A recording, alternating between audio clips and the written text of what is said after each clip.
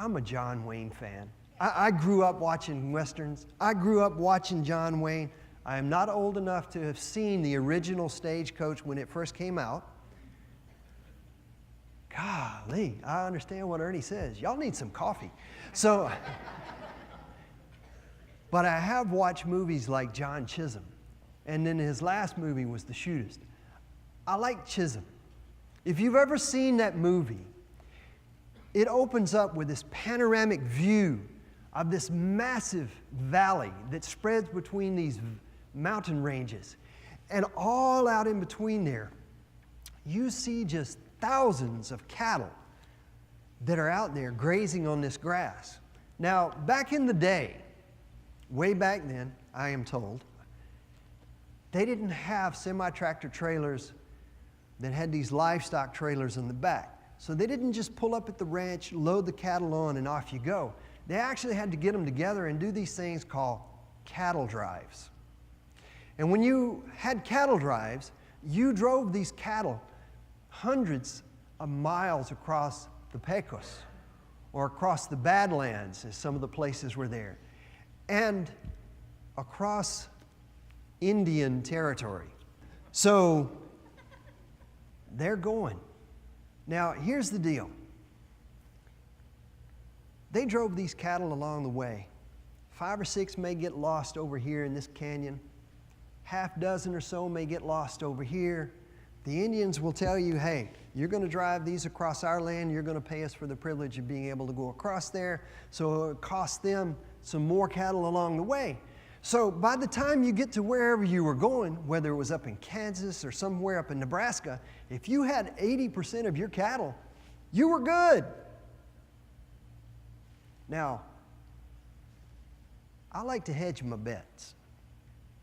No, I do not gamble, but I like to make sure that when I'm investing in things, I get a return on it. If I start off with 100%, I don't want to end with 80. I want 100.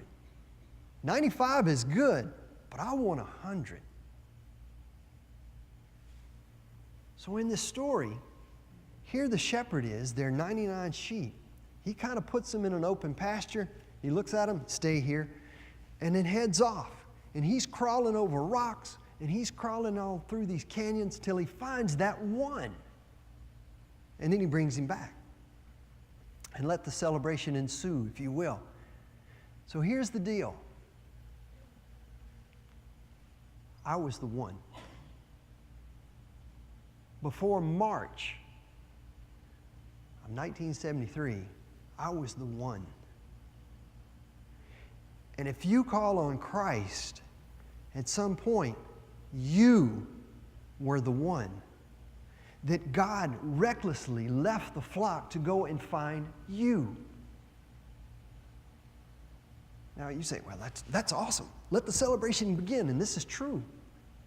But my question, though, is this. Who in here wants to raise your hand and say, 99 is good enough, and I'll be the one that's lost? I don't see any volunteers. Okay. The hair should give away that I'm in the military.